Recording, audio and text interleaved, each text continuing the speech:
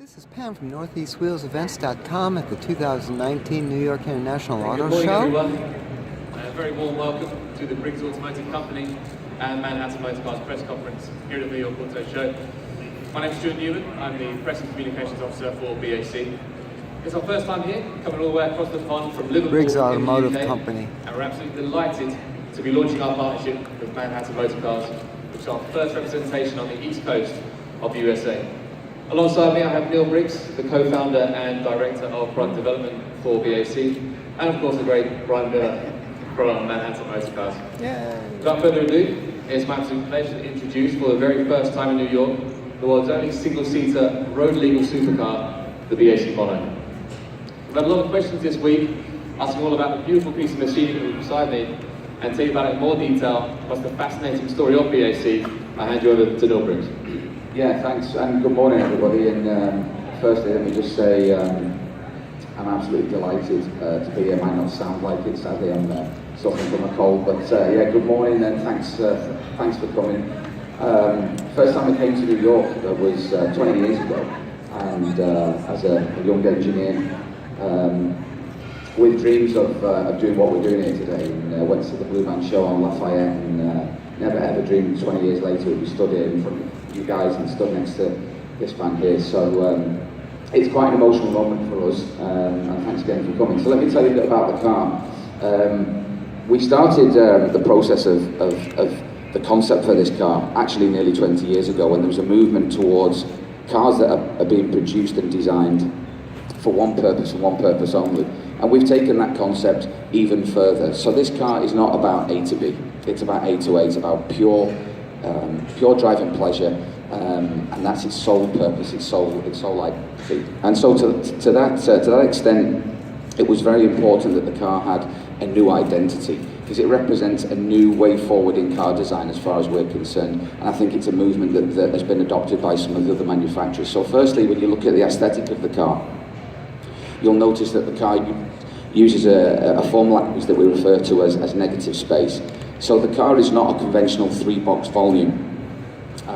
It creates its shape through surfaces, and therefore this gives the car a feel of athleticism, of tautness. And it was very important as a new product. It had a new identity. It didn't look like a race car. It didn't look like a sports prototype. That it actually was a new identity, and that's why the car looks the way that it does. And that's all down to my brother Ian and his design team. He's the co-founder of the business. And my job as an engineer is to make the car drive as well as it looks. And to that extent, this car, as a driving experience, it's unparalleled. And we're going to talk a little bit later about some of the stats on the car. But it's my job to make sure that the car drives as well as it looks, but also to make sure that the performance that the car has is very, very accessible for anyone in this building. Anyone can drive this car. And to that extent, we're in the business of entertainment. We're not in the car business. We're in the business of entertainment. We want to put smiles on people's faces, and it's so rewarding for me as an engineer to meet new people who share our passion for driving, and when they get out of the car to see the look on their face, which is usually a big, big smile, and then greeted with a big hug afterwards. Tell us about the start of the business. So you and your brother had a vision of creating something that didn't exist in the market. Tell us what the thought process there. Yeah, so Ian and I have had an automotive design business, consultancy business for 25 years, working with pretty much all the major manufacturers. So we had the skill set to design our own car, and for us it was, how would life look if we wrote the design brief? And that's why the car has this unique look, but it also has this unique layout. You'll notice the car has one seat, and the reason behind that is unquestionably and undeniably, race cars have evolved over 60-70 years, and you'll notice that the driver sits in the middle, that they have a stress-bearing longitudinal engine and a fully stress-bearing transmission and gearbox. All of the architecture of the car is done to optimize the weight distribution and maximize the performance. So there was never ever any discussion whether the car should have 2 seats, whether it should have one in line, or a tandem, or 3 seats. It was always a single seat. And in most car companies, designers and engineers usually have conflicts, because engineers want things certain ways and designers want them another way. And I have to say, it's not just because of the fantastic relationship I have with my brother, but it's also The engineering elements on this car are also part of the aesthetic. So in many ways, the car is very similar to a motorcycle in that sense. You'll see a lot of exposed mechanical components on the car, and as the further as you get back on the car, you'll see that more of those mechanical elements are exposed. If you do get a chance, please come and see. You'll notice the gearbox, you'll see the exhaust, you'll see the rockers, the suspension. There's a real beauty in the engineering, and really our vision was to create something that was an unparalleled driving experience, and we've done that. Brian, you've worked with some of the biggest names and the biggest brands in the automotive industry. You only have to look around the stand today to know that. What was it about BAC and of course the Mono that really caught your eye? Hello. When I first started dealing with... Swap mics. There you go. Great, thanks. Anyway, when I first started getting into these type of cars, I was more of a conventional auto dealer. I got unique kind of cars for unique people, the people we deal with on a regular basis, and this car fit perfectly. I met the BAC guys. You gotta love these guys. They're really passionate about what they do. The car's amazing. I didn't get to see one in person until this one rolled in here for the show, and it looks so much better than I even expected. So we have people who want unique products and different things. I think they share the same passion that Neil has tapped into with his team, and the car just fit well with us, and we're excited to be selling it now and to be involved with the BAC guys.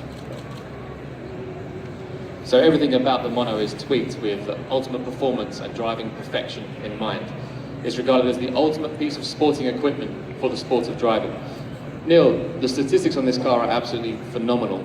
Tell us a bit more about that, and of course the scouts it's taken on the track around the world. So the car is the fastest rear-wheel drive accelerating car in the world. It will get from 0 to 60 in 2.7 seconds. It'll get to 100 in under 6 seconds. And top speed of 170 miles an hour. So they're fairly earth-shattering performance details. But I think the bigger picture really is when you put all of that together, how accessible the performance is, the braking performance, the handling, the way the car steers, turns, the apex speeds that you can carry into corners. And so when you put all of that together, it delivers really a lap time that is unparalleled for any production car. In fact, the car holds 7 production car lap records at various international Formula One circuits around the world. And for us to be rubbing shoulders, in this company is super flattering for us, but also to be able to demonstrate something that our business can deliver which other manufacturers can't, because we're a small agile business. We can develop based on the customer feedback that we get. Many of the options that you see on the car are a direct consequence of some of the feedback that we've had from customers. And for me as an engineer, the ultimate check as to whether I've done my job or not properly, and my team, is a lap time. Because basically you put all of those performance attributes together, aerodynamics, braking performance, and so on and so forth, and it delivers a lap time. And there's various tracks that we can talk about around the world, but to be 4, 5, 6, 7, 8 seconds quicker than the best supercars in the world around some of the tracks, in motorsport terms, you know, you're chasing tenths of a second, and for us to be 3, 4, 5 seconds quicker than cars like McLaren P1s, Porsche 918s, all the hypercars that you can think of in the world, it really is extremely flattering for us, and it shows that we've done our job. And I think, you know, the idea of a supercar for us is that a supercar has to be super at something. And we've chosen the battle that we'd like to go into with the other manufacturers, and that's a lap time. So we're not chasing top speed, we're not chasing a certain amount of performance or anything else. For us, it's how does the car drive, because that's what this car is all about, it's what all our brand is about. And it's about, as Stuart said, the sport of driving. We consider driving to be a sport. Our customers are cash rich and time poor, and for them, they want to maximise their pleasure when they do have the chance to drive their car on the road, because this car is road legal, or on the track.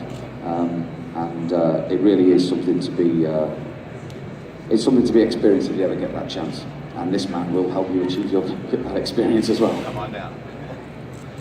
Obviously, being in New York is a huge step for us, and we're very, very proud and happy to be here.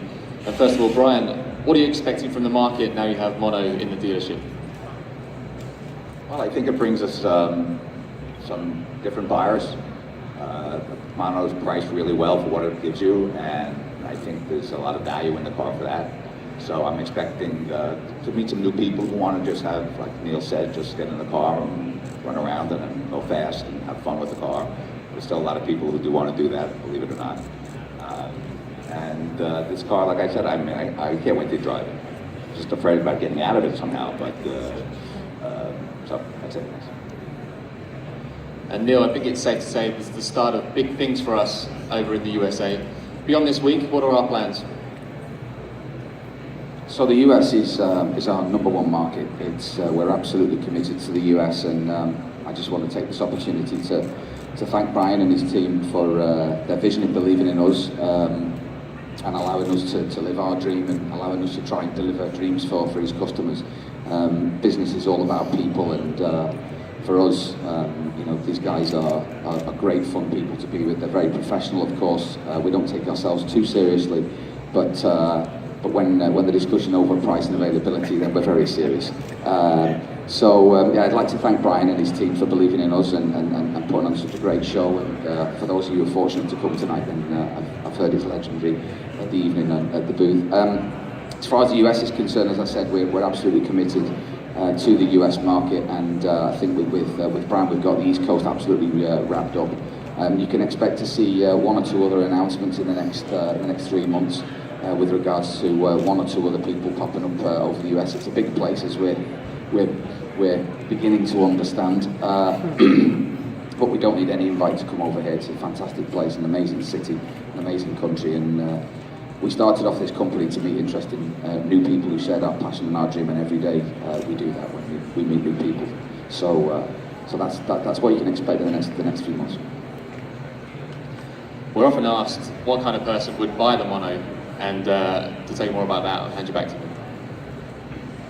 So the person who buys the car has a multitude of cars. They don't buy the car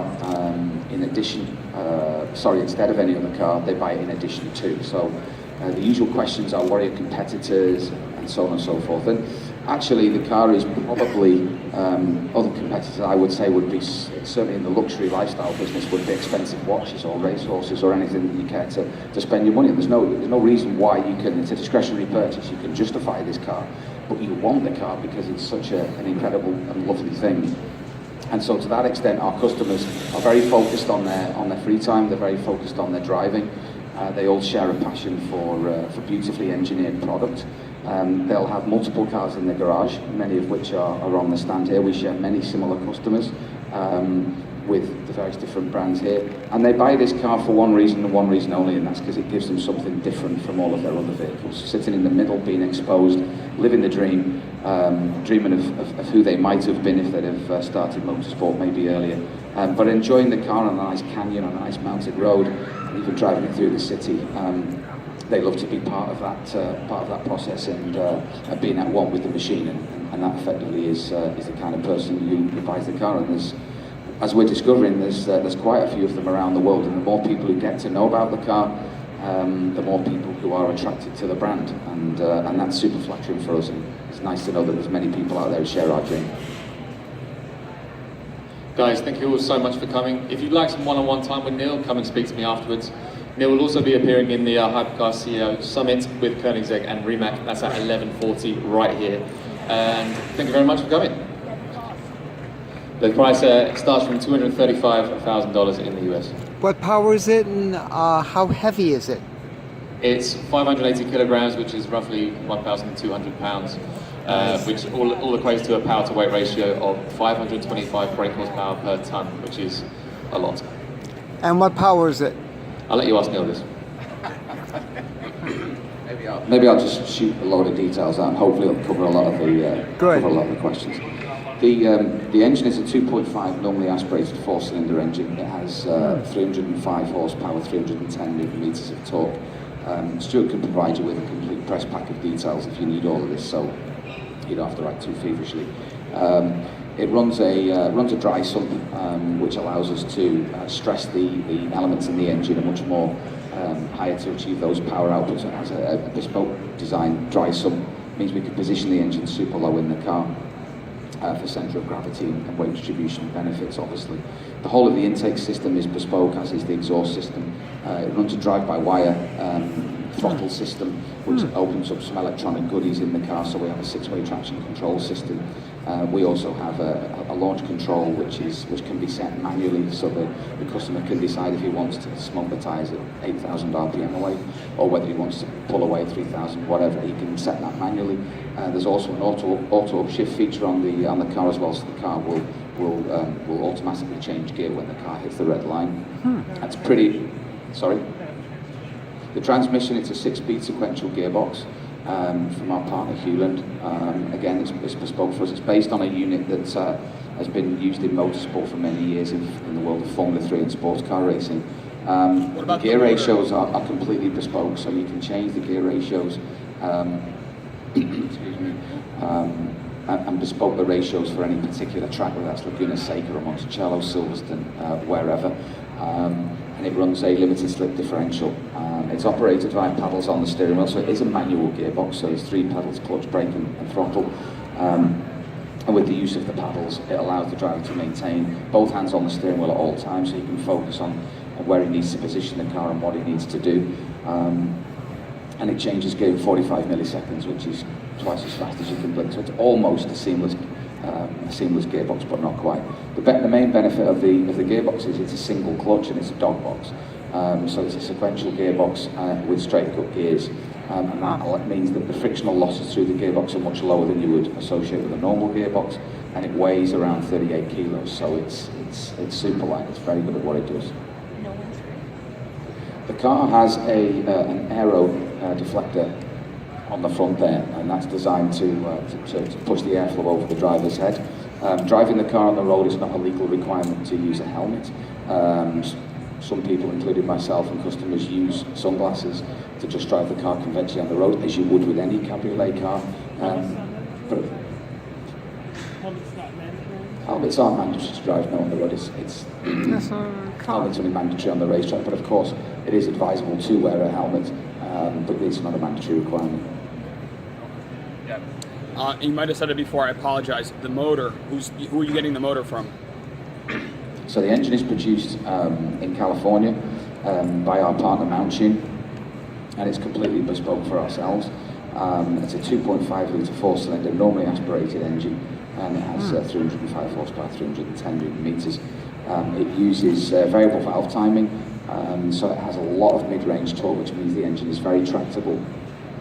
Great headline figures, of course, but it's also very drivable and tractable at low speed. So the car can be driven like any conventional car at any speed in any situation around town, around the city, around the countryside, mountain roads, etc.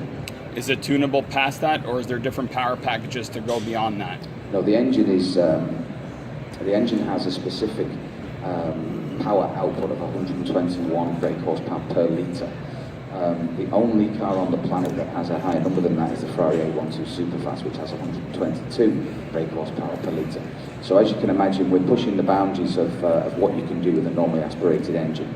And so to answer your question, there's one standard power output from the engine, but the way that we achieve increased performance is to reduce the weight of the car, so that the power to weight ratio is therefore increased. So therefore there's quite a few lightweight bespoke options that you can put on the car, so therefore the power to weight ratio is improved. So for example, this car is fitted with the optional carbon ceramic brakes. They save 2.55 kilos per corner of rotational unsprung mass. And then you'll also notice this is a world first, which is with our partner Dymac. This is what we call our carbon hybrid wheel. So the wheel rim, we all remember I equals mr squared from our physics lessons, I'm sure. So the best place to save weight is actually at the rim itself, because it's the power too. So the rim is made of carbon. The carbon isn't that great in bending, so what we use for the spokes is billet from solid aluminium, and then there's a patented system by how these two elements are held together with titanium bolts and then titanium wheel bolts. So that entire package saves 5 kilos over the standard alloy wheel and steel rotor package. That's 20 kilos on a car that weighs 580 kilos. So that's a serious amount of weight save. We also have a excuse me. We also have a lightweight exhaust system, which is made from stainless steel, Inconol, if you've heard of that material, and titanium. But the standard system is a 301 stainless steel exhaust system, and it's ceramic coated. Thank you so much. Pleasure. So my name is Neil Briggs, and I'm the N-E-I-L-L. I'm the co-founder of the business with my brother Ian. I don't know if he's watching live on Instagram. It is actually his birthday today. Happy birthday to all you. sing free, and that would be great. Happy birthday to you. Happy birthday to Ian. Happy birthday to Ian. Happy birthday to you. Woo! Happy birthday from New York. This is Pam from NortheastWheelsEvents.com at the 2019 New York International Auto Show. We just had a great review of the Mono from BAC, Briggs Automotive. For more cool events like this, make sure you check NortheastWheelsEvents.com, SoutheastWheelsEvents.com, UKWheelsEvents.com, and while you're there, post and share your events. I'll see you at the shows.